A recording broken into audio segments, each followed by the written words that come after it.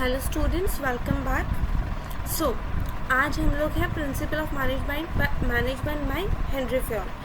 Henry Fayol जो थे वो एक फ्रेंच इंजीनियर और इंडस्ट्रियलिस्ट थे, और हेनरी फयोल ने जो 14 प्रिंसिपल्स ऑफ मैनेजमेंट दिए वो बहुत इम्पॉर्टेंट साबित हुए हैं।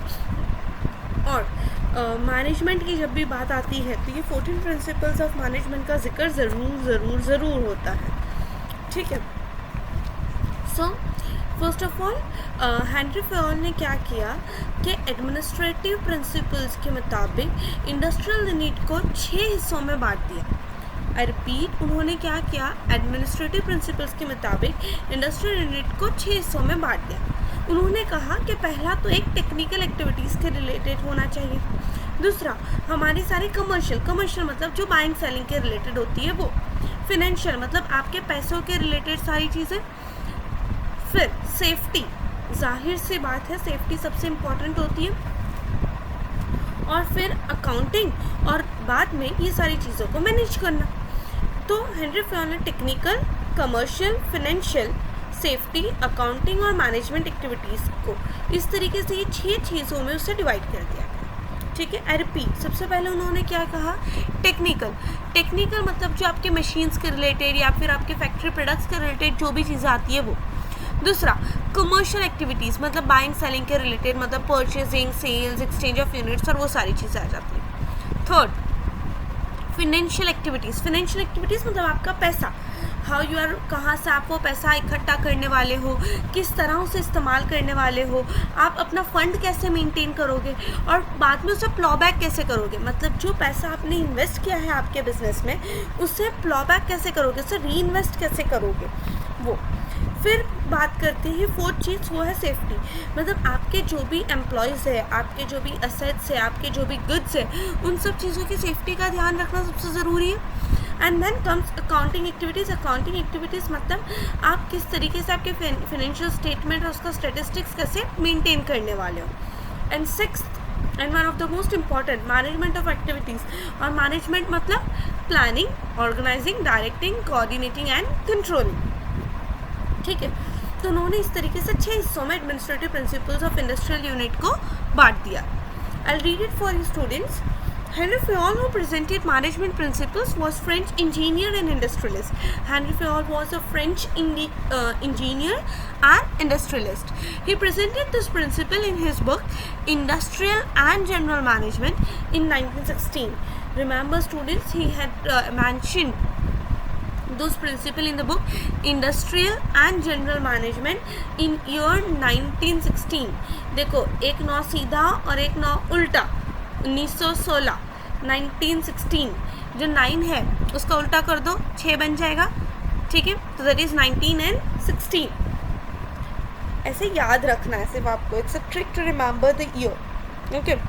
सो उनकी बुक का नाम था industrial and general management. Henry Fayol divided administrative principles of industrial unit into 6 parts for ease and clarification. The first and foremost is technical activities. It includes factory machineries and activities related to production. We have already discussed. Then commercial activities. It includes activities like purchase, sales, exchange of units. नाम खुद बता रहा है commercial, and commercial relates to buying and selling. Then financial, as the word says, financial. It includes procurement of capital, use of capital, fund maintenance and reinvestment. Fourth one is safety activity. It includes safety of employees, safety of assets, safety of goods or raw material. Then accounting activities. It includes financial statement and procuring necessary statistical analysis. Then comes management activities. It includes planning, organizing, directing, coordination and control activity. Okay, ये 6 तरीक़ों से उन्होंने divide कर दिया था। अब हम पढ़ेंगे principles of management. Principle of management में लिस्ट डाउन करने से बेहतर चाहूँगी कि आपको डायरेक्ट एक्सप्लेन करूँ। I read the introductory part for you all. The principle developed by Henry Fayol were totally new. He believed that to become successful manager in any industrial unit, only knowledge is not essential, but it requires to be aware with the suitable functioning method of respective industrial units format. Henry Fayol, based on his experience and knowledge, presented 14 important principles of management which have been proved very useful in the management. Henry Fayol का मानना ये था कि आपका सिर्फ knowledge होना ज़रूरी नहीं है, वो आपको इंडस्ट्री के मुताबिक उसका एप्लीकेशन भी पता होना ज़रूरी है. समझ में आया? आपको किसी चीज़ की नॉलेज हो ये उतना नेसेसरी नहीं है, ठीक है. आपको वो नॉलेज के साथ साथ आपको कौन से फॉर्म में किस तरीके से उसे अप्लाई करना है ये पता होना भी ज़रूरी है, ठीक है. ये हमारा हेनरी फयोल का मानना था. सबसे पहला जो प्रिंसिपल है हेनरी फयोल का, very very very important students, all this 14 principles are very important. Your question paper will be incomplete without being asked about this 14 principle. So please mind that there is 100% surety of being asked of this question being asked. Okay, so the first and foremost is division of work. जैसे नाम क्या कह रहा है, बांटना, काम बांटना, division of work. The first one is division of work, काम को बांट देना, ठीक है. देखो ये 14 प्रिंसिपल्स को आपको रटने नहीं है सबसे पहली चीज़ तो, बिकॉज वी आर कितने, आप 14 के 14 प्रिंसिपल अगर आप रटने बैठोगे तो कन्फ्यूजन होगा. गो विद द वर्ड्स क्या कहते हैं, डिविजन ऑफ वर्क, मतलब काम को बांट देना, काम को डिवाइड कर देना. काम को डिवाइड करने से मतलब ये है कि आप उस इंसान को वो काम दो जिस काम में वो बेहतर हो, ठीक है. That is basically division of work.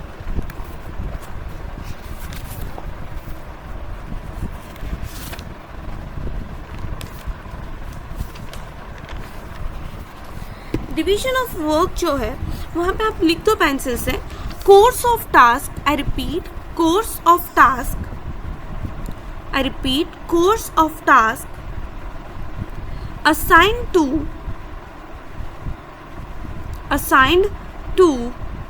I repeat course of task assigned to and completed by group of workers in order to increase efficiency.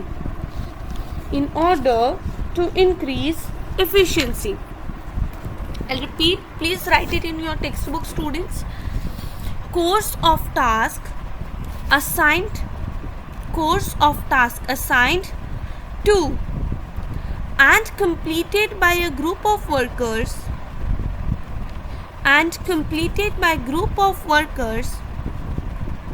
in order to increase efficiency.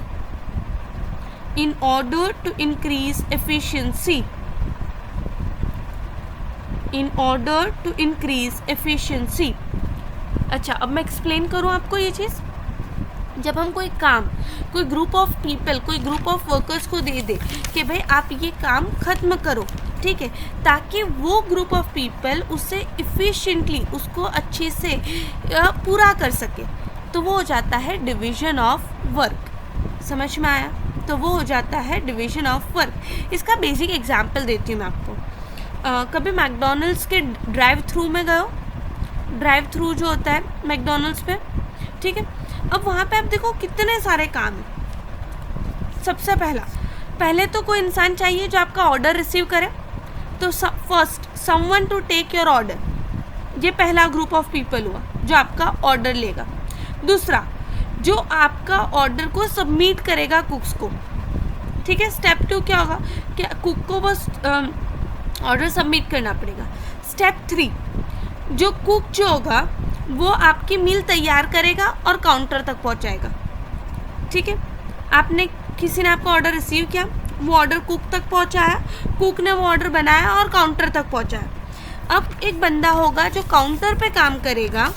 I repeat, एक बंदा होगा जो counter पे काम करेगा, जो आपको आपका खाना एक बैग में रख के देगा और आपको वो विंडो से पास ऑन करेगा. समझ में आया? मतलब ये अलग अलग टास्क थे. अब सपोज करें कि ये सारा काम एक ही इंसान कर रहा है, ऑर्डर भी एक ही इंसान ले रहा है, वो ऑर्डर बना भी खुद ही रहा है और फिर उसको बैग में भी डाल के आपको वो खुद ही दे रहा है. तो गड़बड़ होना लाजमी बात है, ठीक है. गड़बड़ होगी और हो भी सकता है कि वो काम होने में बहुत वक्त लग जाए और उस चीज़ में एफिशिएंसी भी ना है।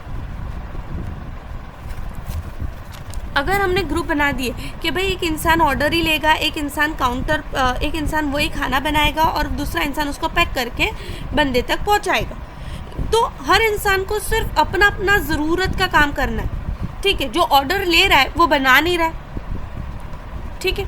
तो इस तरीके से यहाँ पे हमने काम बांट दिए हैं तो काम अच्छे से होंगे। That is division of work. I hope it is very much clear to you all. I read it for you. In management more weightage is given on higher efficiency. Management में आप सबसे ज़्यादा अहमियत किसको देते हैं कि काम हो लेकिन बेहतर तरीके से और बेहतरीन तरीके से हो, ठीक है। Of employees and managers, productivity can be increase by optimum use of production equipment.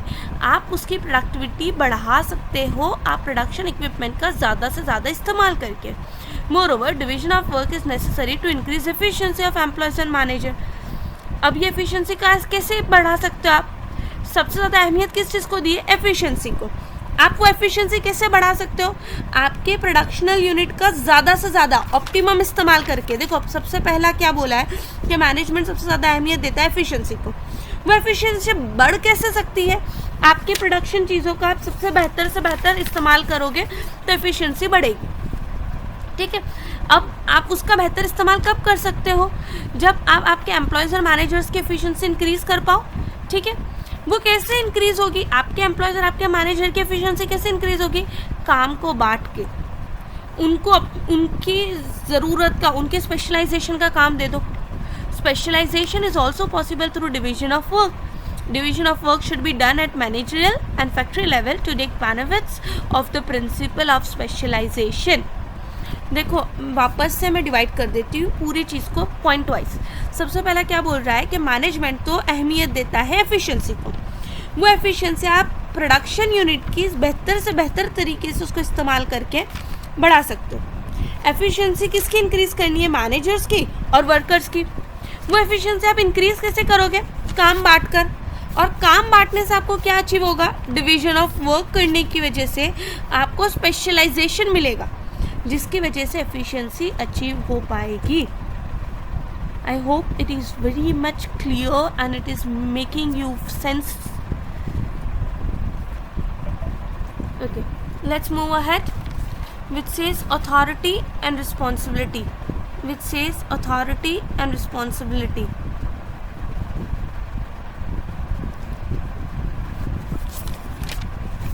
Authority और responsibility go hand in hand. हमेशा ध्यान रखो जब भी किसी के पास अथॉरिटी, जब भी किसी के पास जिम्मेदारी होती है तो उसके साथ साथ रिस्पॉन्सिबिलिटी भी आती है, रिस्पॉन्सिबिलिटी भी होनी चाहिए। समझ में आया? और मतलब देखो जैसे लेट्स टेक एन एग्जाम्पल। जब तक कोई इंसान वर्कर लेवल पे काम कर रहा है तो उसके पास उतनी अथॉरिटी नहीं होगी, ठीक है। जैसे उसका हुद्दा बढ़ गया, जैसे उसका प्रमोशन हो गया तो अथॉरिटी तो बड़ी है उसकी, साथ साथ उसकी जिम्मेदारियां भी बढ़ जाएगी। जैसे स्कूल में अगर आप देखो तो टीचर और प्रिंसिपल में से टीचर्स पहले जाती है और बाद में प्रिंसिपल जाती है। उसका रीज़न क्या है? क्योंकि वो प्रिंसिपल है। आई रिपीट, क्योंकि वो प्रिंसिपल है तो उनकी ज़िम्मेदारी भी ज़्यादा है, उनकी अथॉरिटी के साथ साथ उनके पास उनकी रिस्पॉन्सिबिलिटी भी ज़्यादा होगी। समझ में आया? तो इस तरीके से देखो रिस्पॉन्सिबिलिटी जो है वो आपके काम के साथ आती है।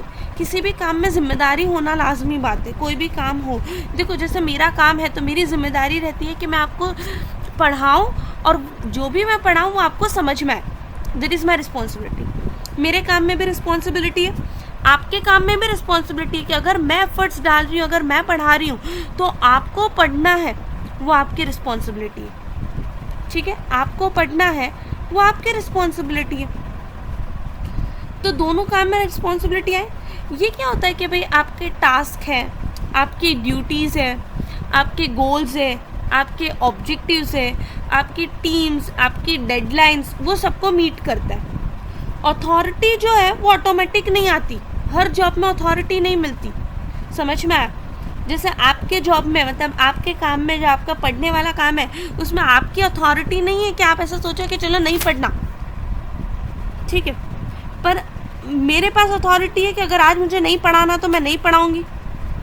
समझ में आया? तो अथॉरिटी जो है वो ऑटोमेटिक नहीं आती, वो कभी कभार आती है। वो एक पावर होता है, एक राइट होता है, या परमिशन होती है उसको वो काम करने की। ठीक है, they have the permission to take action, they have permission to take action.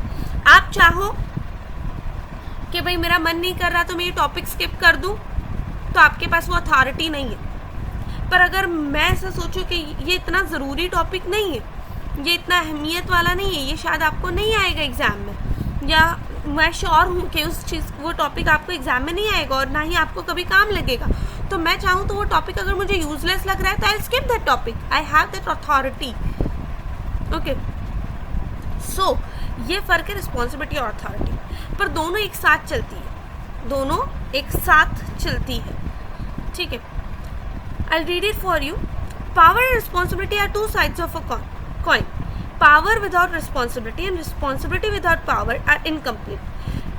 When a person is assigned with responsibility for some job, अगर हमने वो जिम्मेदारी दी है, at same time power assignment is essential.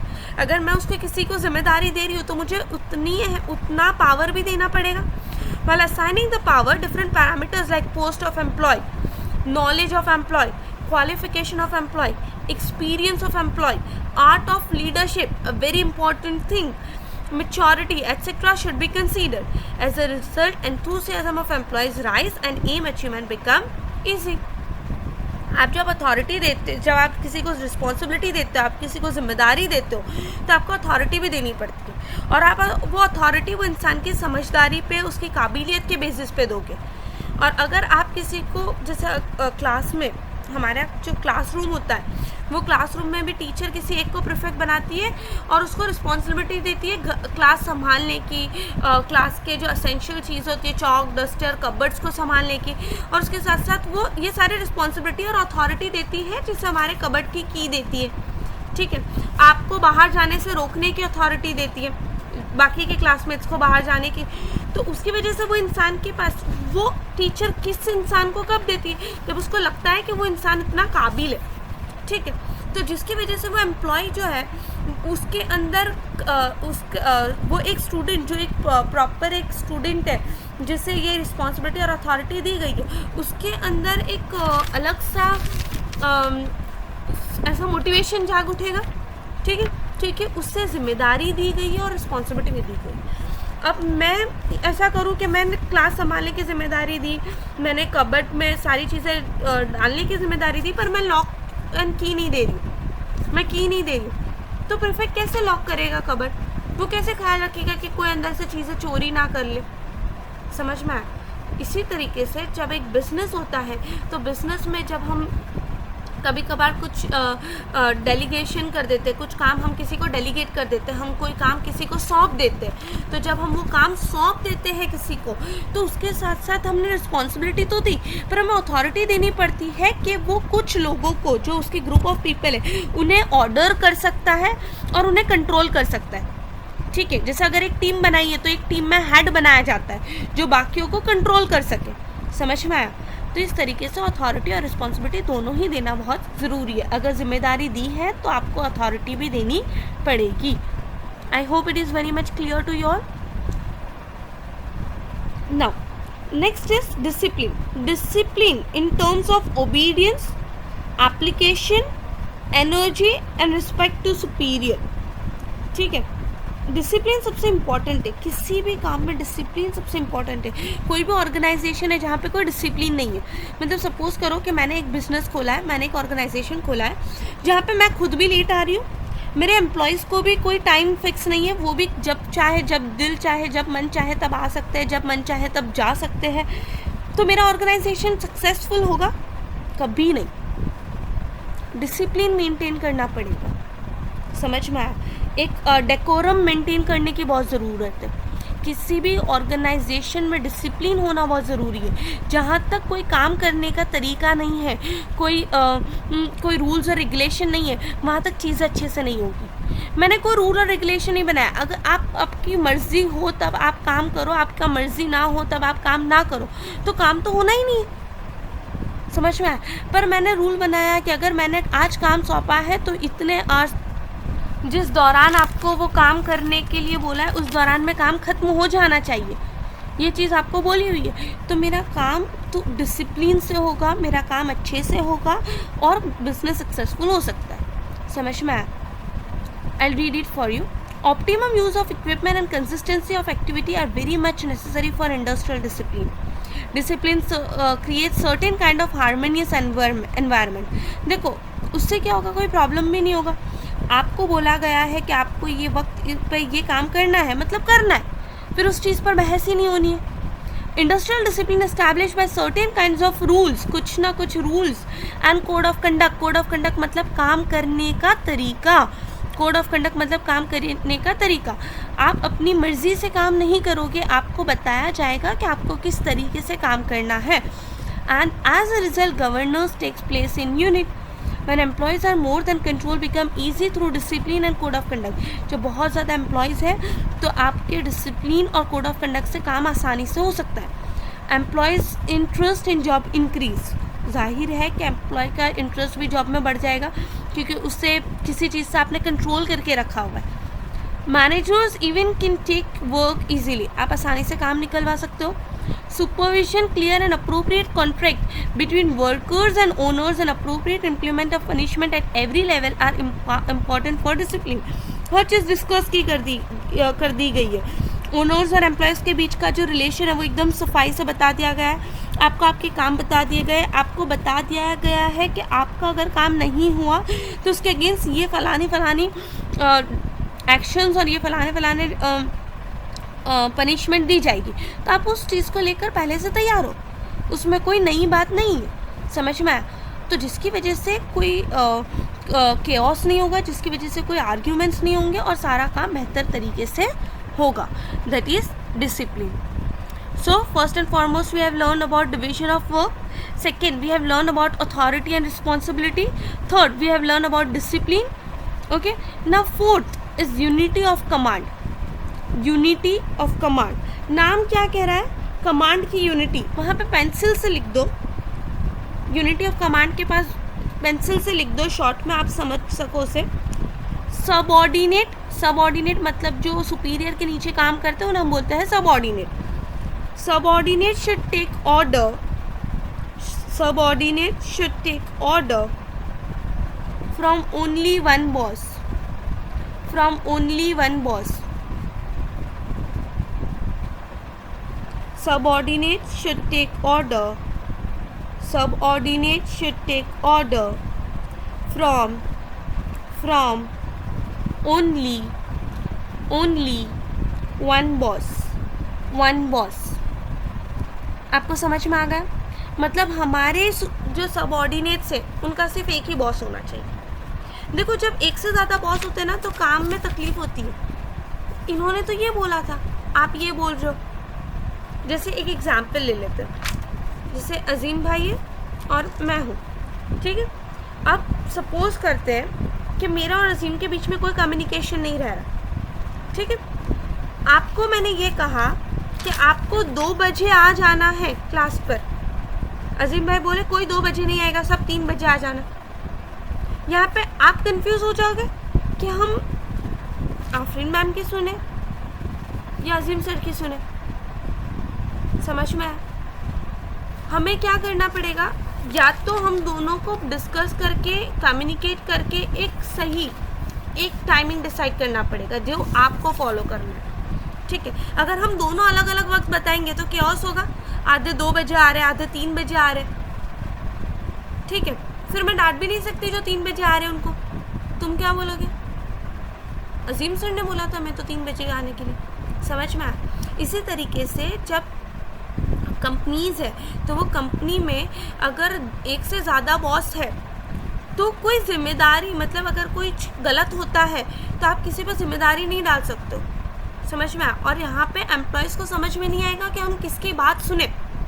तो हमेशा यूनिटी ऑफ कमांड होनी चाहिए, मतलब एम्प्लॉयज़ का सिर्फ और सिर्फ एक बॉस होना चाहिए, सिर्फ उसी की बात उन्हें सुननी है। One superior only.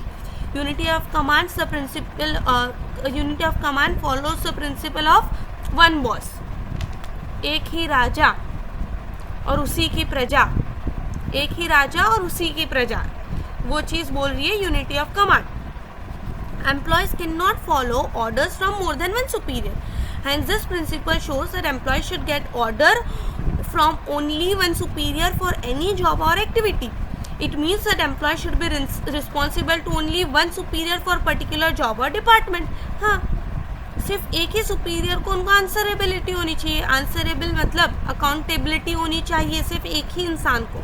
Due to this principle confusion never arises. Underline, इसकी वजह से कंफ्यूजन कभी नहीं होगा among employees in regard to order.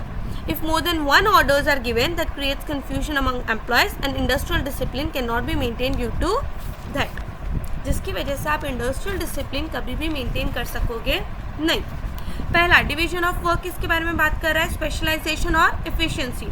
Authority और रिस्पॉन्सिबिलिटी ये कहता है कि दोनों एक दूसरे के हैंड इन हैंड चलते हैं. अगर आपने किसी को रिस्पॉन्सिबिलिटी दी है तो आपको अथॉरिटी भी देनी पड़ेगी. Discipline for smooth working of organization, discipline ज़रूरी है. और unity of command, discipline maintain करने के लिए यूनिटी ऑफ कमांड होना चाहिए ताकि सारे काम बेहतर तरीके से हो और एम्प्लॉयज़ को कन्फ्यूजन ना हो कि वो किसकी बात सुने. So all this 4 points are very much clear to you all. I'll go with rest of the points in next class. वहाँ तक ये सारे रीड कर लेना please. Go through the points, very important. Thank you so much students. Have a very good day. Stay safe and happy.